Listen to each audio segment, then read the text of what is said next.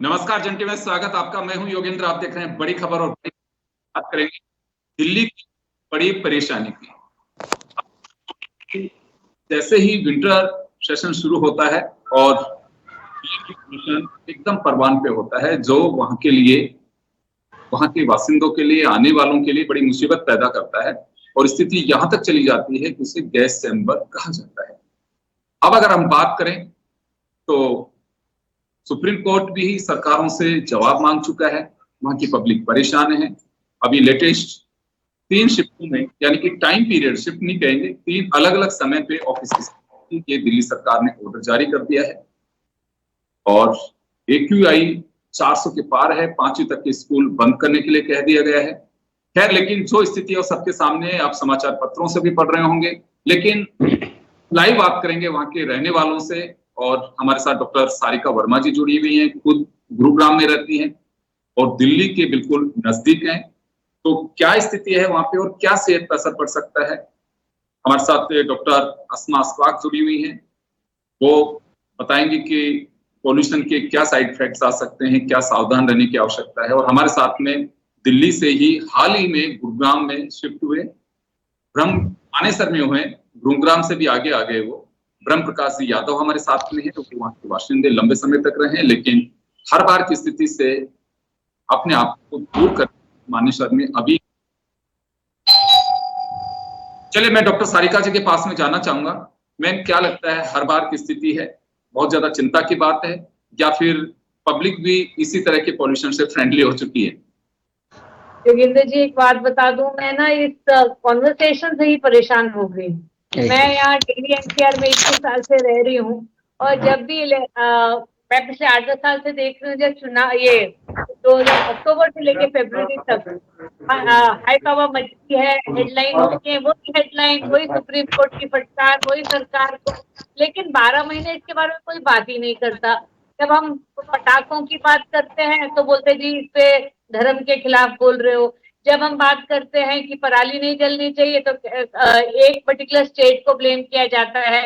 आज भी आप देखेंगे हम दिल्ली की पोल्यूशन की बात कर रहे हैं। मैंने नाका का वो वीडियो देखा जो पूरा north India, entire UP, entire Haryana, entire Punjab, entire Madhya Pradesh, entire north India इस ग्रस्त में है, लेकिन बार बार हेडलाइन पे दिल्ली की पोल्यूशन, दिल्ली की पोल्यूशन बात की जाती है। मुझे लगता है ये बहुत ही घटिया राजनीति है, ये नहीं होनी चाहिए। अगर हमारे 25 करोड़ लोग पूरे नॉर्थ इंडिया के इसमें इन्वॉल्व हैं, तो सेंट्रल गवर्नमेंट ने आज तक कभी इस पे पोल्यूशन पे कोई मीटिंग ली है? आज तक कोई मीटिंग ली गई है कि सारी स्टेट के चीफ मिनिस्टर और पोल्यूशन बोर्ड को बिठा के कॉन्क्रीट प्लान बनाए जाए कि भाई अगले साल अक्टूबर से लेके फरवरी हमारी AQI इतनी ज्यादा ना बढ़े, इस पे क्या स्टेप्स लिए जाएं? हम हमेशा सिर्फ रिएक्टिव एक रिएक्शन दे के उसके बाद सब चुप बैठ जाते हैं।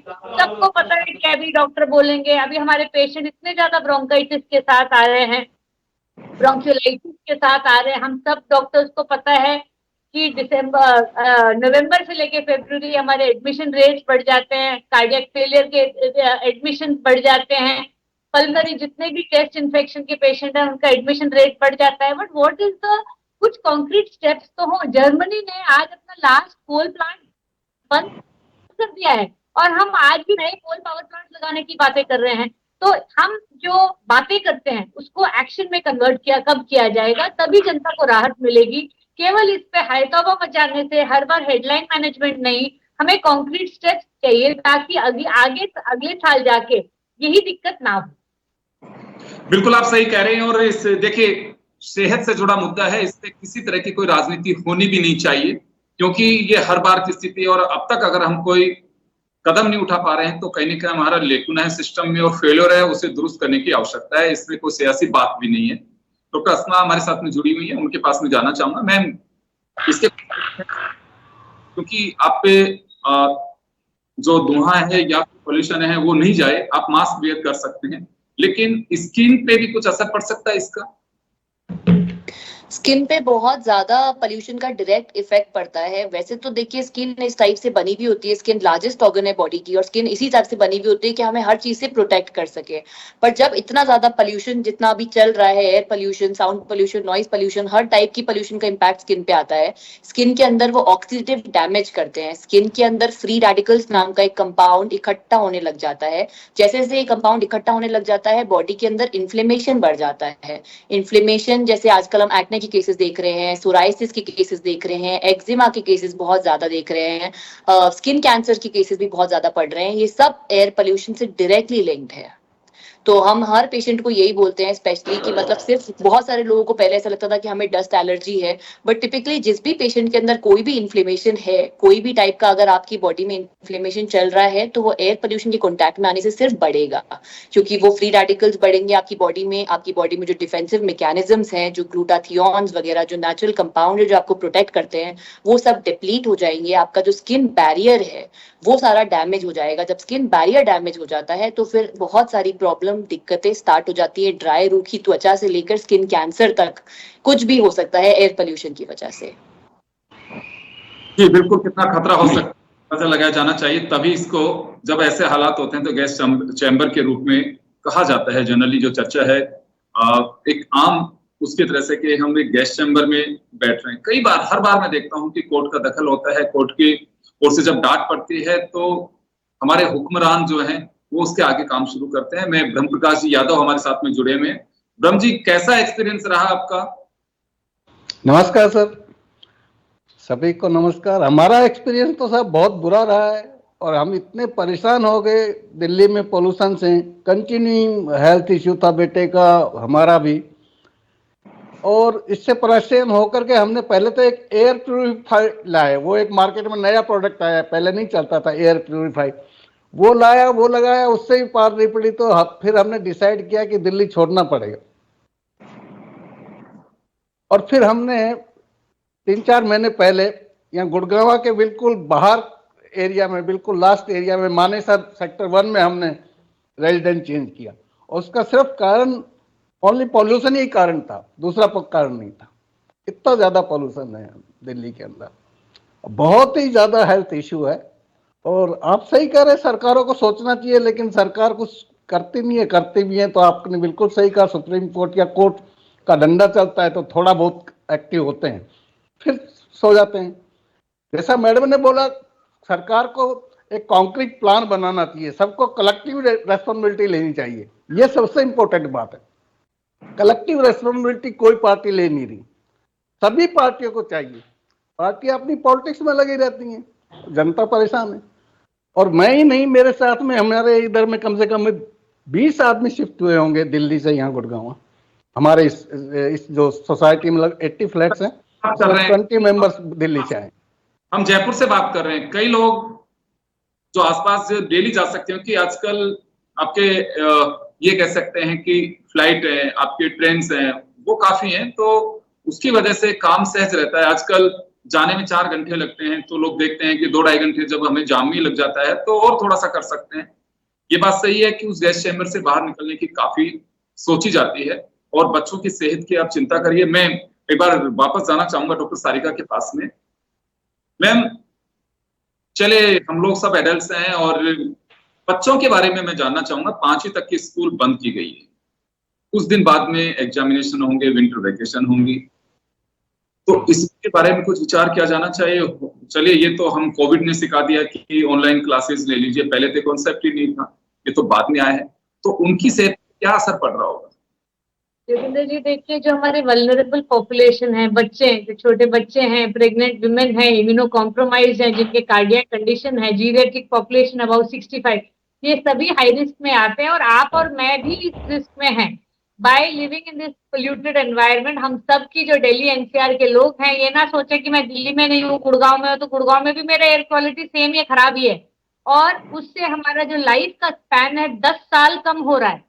तो ये बहुत छोटी बात नहीं है। कोविड में कुछ लोगों की डेथ हुई, पूरा वर्ल्ड शटडाउन हो गया। यहाँ 10 we lose a few million life, 12 lakh लोग हर साल इंडिया में एयर पोल्यूशन की वजह से मरते हैं, लेकिन कोई इसके बारे में जिक्र ही नहीं करता। तो डेफिनेटली स्कूल बंद करना तो एक टेम्पररी स्टेप है, ऑनलाइन क्लासेस कर देंगे, अच्छी बात है, लेकिन आगे चल के हम लोग, मैंने कुछ चीजें लिखी हैं जो मैं आपसे डिस्कस करना चाहती हूँ, जो हम लोग कर सकते हैं। एक, सभी सरकारों को ग्रीन कवर बढ़ाना पड़ेगा। आप देखेंगे हरियाणा में 10 साल में हमारा फॉरेस्ट कवर 5.6% होता था, आज 3.6% रह गया है।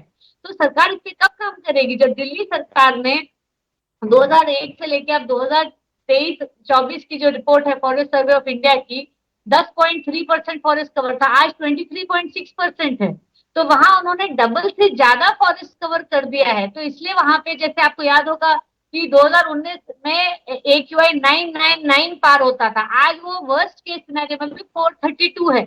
लेकिन गुड़गांव में हमारा या हरियाणा में हमारा फॉरेस्ट कवर 5.6% से 3.5% रह गया। तो उस पर कोई काम कब होगा? एक पॉइंट ये है कि अगर हम लोग ग्रीन, जो हमारे पेड़ हैं, वो सारा पोल्यूशन खींच लेते हैं, उसको हमें बढ़ाने की जरूरत है।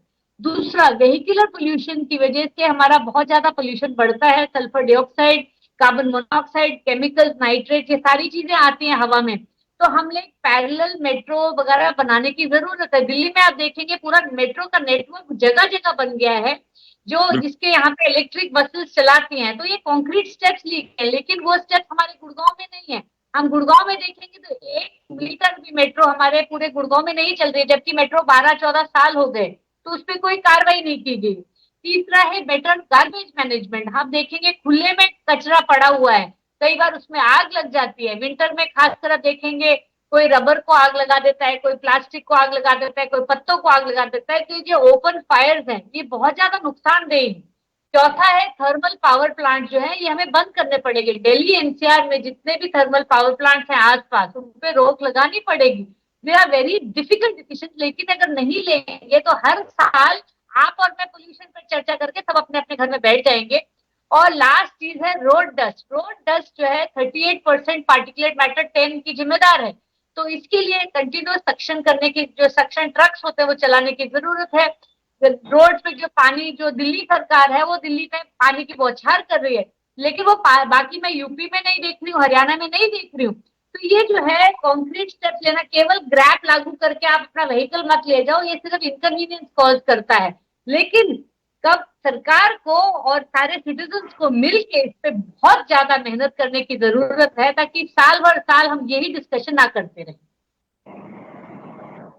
बिल्कुल आप सही करें, बड़ी चिंता की बात है, क्योंकि कोविड के दरमियान जो मौतें हैं उनसे आज भी हम बिल्कुल ऐसे महसूस करते हैं कि क्या हुआ, क्या भयानक दृश्य हमने देखा। लेकिन हम उन चीजों को इतना अवॉइड करके चलते हैं कि जो साल उससे कई गुना लोग सिर्फ पॉल्यूशन की वजह से इंडिया में मर रहे हैं या दुनिया में मर रहे हैं। चिंता की बड़ी बात है, और ये हम खुद इसकी बड़ी सबसे बड़ी जननी है, लाइफ स्टाइल हमारी। दूसरा, हर किसी को सड़क चाहिए लेकिन पेड़ को नहीं लगाना चाहते, सुविधाएं सब चाहिए। ये कुछ ऐसी चीजें हैं जिन पे गौर करने की आवश्यकता है। सरकार को भी कुछ सख्त कदम उठाने चाहिए, एटलीस्ट ऐसी पोजीशन में। जान से बड़ी या जिंदगी से बड़ी कोई चीज नहीं होती है, सख्ती उठानी चाहिए जब पावर आपके पास में है। मैं डॉक्टर अस्मा आपके पास में आना चाहूंगा। मैं भी चाहूंगा आपसे जानना कि सिचुएशन ये है, लेकिन हमारे जो दर्शक हैं उन्हें अवेयर करने की भी आवश्यकता है। क्या कुछ विशेष रूप से, जैसे अभी डॉक्टर सारिका ने बताया कि केयरफुल रहना है, तो आपको ये सब चीजें करनी होंगी। तो खासकर जो लोग डेली ऑफिसेस में जा रहे हैं, एनसीआर में, जहां पर पॉल्यूशन की जो पोजीशन है, वहां किस तरह से उन्हें केयरफुल रहने की आवश्यकता है? देखिए, सबसे पहले तो मिनिमाइज करना पड़ेगा अपना आउटडोर एक्सपोजर। मतलब आप कितने ही मास्क लगा लीजिए या आप कितने ही एयर फिल्टर यूज कर लीजिए, आप इट्स ऑलमोस्ट इम्पॉसिबल कि आप एयर डस्ट को नहीं लेंगे अंदर। आप इनहेल भी करेंगे, रेस्पिरेटरी प्रॉब्लम्स भी होंगी, स्किन प्रॉब्लम्स भी होंगी, प्रॉब्लम्स होंगी ही होंगी। तो सबसे पहले तो आपको मिनिमाइज ही करना पड़ेगा अपना outdoor exposure, which is very difficult to do because day to day life में हर इंसान को बाहर निकलना ही पड़ेगा। फिर भी कोशिश कीजिए कि मास्क लगा के जाइए। कोशिश कीजिए कि अपने अराउंड जो एयर क्वालिटी है वो आप मॉनिटर कर पाए। जहां पे आप काम कर रहे हैं पास में एक एयर फिल्टर रखें, हीपा फिल्टर वगैरह का। आप स्किन केयर की बात करें तो स्किन केयर में आप ये कोशिश कीजिए कि आप क्लेंजर का यूज करें, आप फेस वॉश करें, बार बार सनस्क्रीन लगाएं ताकि आप जो आउटडोर एक्सपोजर से प्रोटेक्ट हो पाए। आप खाने के अंदर vitamin C, vitamin E, glutathione, ये सारी चीजें जो अपने एंटीऑक्सीडेंट्स होती हैं बॉडी के अंदर, जो एक्चुअली फ्री रेडिकल से बचाती हैं, वो ओवरऑल इम्यूनिटी के लिए, हेल्थ को इनहेंस करने के लिए उन सब का सेवन कर सकते हैं। बट एक्चुअली ये सब कहना, फिर भी ये सब भी अगर आप कर रहे हैं, लेट्स से अगर आप ये 100% भी कर रहे हैं, तो भी it's almost impossible to protect everything जो अभी चल रहा है। It's a very very bad situation. I don't know government क्या करेगी, बट मुझे ऐसा लगता है as an individual everyone should plant more trees, everyone should work towards it. हम सब की ड्यूटी, रिस्पॉन्सिबिलिटी कहीं ना कहीं बनती है टू प्रोटेक्ट। जो हमने ओजोन से इतना एक्सपोजर, अब 30% एक्सपोजर आ रहा है ओजोन से, विच इज वेरी वेरी बैड। और ये कहीं ना कहीं कार्बन फुटप्रिंट हम सब ने ही, एज ह्यूमन मैनकाइंड, हम सभी कहीं ना कहीं कार्बन फुटप्रिंट छोड़ ही रहे हैं। तो हमारे सबको बहुत जेनरस तरीके से यूज करना है अर्थ को, प्लैनेट को, ताकि हम एक बेटर प्लैनेट छोड़ पाए at least for the future generation. बिल्कुल आप सही कह रहे हैं, और उसके लिए जरूरी भी है। मैं ब्रह्म जी आपके पास में आना चाहूंगा। कुछ लोग जो डेली ऑफिस जाते हैं या अपने काम से जाते हैं, कुछ लोग इस बात को लेकर अवेयर हैं कि हाँ, हमें कम करना चाहिए, आना जाना बहुत ही जरूरी है तो करें। अगर 2 लोगों को जाना है तो उसे शॉर्ट करके टाइम पे और जल्दी से जल्दी काम को निपटाया जा सके, ऐसा कुछ लोग अवेयर हो रहे हैं। क्योंकि ये एक तरह का लिटरेसी का पार्ट है कि आप अपनी सेहत के प्रति कितने चिंतित। सरकारें तो जो कोई नहीं, लेकिन आपका जीवन तो आपके हाथ में है। नहीं, बिल्कुल है, बिल्कुल है। जैसा मैडम ने बोला, उनसे हम सहमत हैं कि पब्लिक ट्रांसपोर्ट की सुविधाएं बढ़ानी चाहिए सरकार को, लोगों को पब्लिक ट्रांसपोर्ट ज्यादा यूज करना चाहिए। जो मैम ने बोला कि गुड़गांव में अभी नहीं है, दिल्ली में हर जगह मेट्रो है, ये भी ठीक है। और बाहर में देखेंगे, यूरोपियन कंट्री में जहाँ देखेंगे तो वहाँ ये सबसे ज्यादा प्रेफर किया जाता है कि पर्सनल व्हीकल यूज ना करके पब्लिक ट्रांसपोर्ट को यूज किया जाए। और वो पब्लिक ट्रांसपोर्ट ग्रीन एनर्जी से संचालित हो तो वो अच्छा रहता है। अभी दिल्ली मेट्रो ने कुछ नया कुछ कंसेप्ट किया है, शायद आपने सुना होगा। अभी दिल्ली में ऑटो रिक्शा बहुत हैं, बहुत पोल्यूशन फैलाते हैं। तो दिल्ली मेट्रो ने अभी न्यू स्कीम लागू की है अभी लास्ट वीक में ही, कि हर मेट्रो स्टेशन पे ई बाइक पर मिलेंगे। उसमें 20% लेडीज ई बाइकर भी होंगी। आप मेट्रो से उतरे और वो एक ऐप है दिल्ली मेट्रो का, नया ऐप उन्होंने इंट्रोड्यूस किया है, तो उस ऐप से ई बाइक लो। वो आपको कन्वीनियंट भी पड़ेगा, कॉस्ट इफेक्टिव भी पड़ेगा। और ये ऑटो जो खड़े रहते हैं, भीड़ लगा के जाम भी करते हैं, और ये पुराने सिस्टम वाले ऑटो ज्यादातर चल रहे दिल्ली में, तो उनसे भी थोड़ा निजात मिलेगी। तो हम सबको मिलकर इसके बारे में सोचना चाहिए, और गवर्नमेंट को कुछ फंक्शंस, इवेंट्स ऑर्गेनाइज करनी चाहिए, उसमें लोगों को भी ले साथ में, और सभी सरकार मिलकर उस पर डिस्कशन करें और एक कॉन्क्रीट प्लान बनाए। जैसे मैडम ने पेड़ लगाने की बात कही थी, पेड़ लगाने में मैं कहूँगा कि कोई ना कोई गवर्नमेंट रूल बना दे। जैसे स्टूडेंट्स को डिग्री लेता है तो भाई वो 10 पेड़ लगा के आए, उसको तभी डिग्री मिलेगी, वहां से लिखवा के लाए किसी से।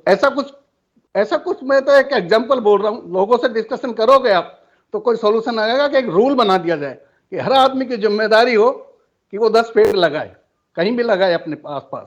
और उसको पेड़ लगाने के बाद में उसको वो ग्रो हो रहा है, मेंटेन हो रहा है, उसके लिए वॉच ओवर करने के लिए कोई ना कोई ऐसी पॉलिसी बनाई जाए, तो सब मिलेंगे तो कुछ पॉल्यूशन बड़ा इश्यू है, ये दूर होगा। नहीं तो ऐसे तो बात करने से तो कुछ होगा नहीं सर।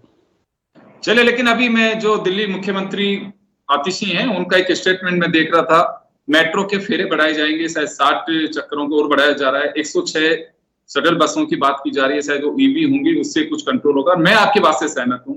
2-3 चीजों का हमारे यहाँ कल्चर है, मैं कई बार इस बात को लेकर के चर्चा भी करते हैं। एक तो हमारे यहाँ पर्सनल व्हीकल की बड़ी बात है कि वो एक स्टेटस सिंबल भी हो गया कि मैं अपनी गाड़ी से जा रहा हूँ।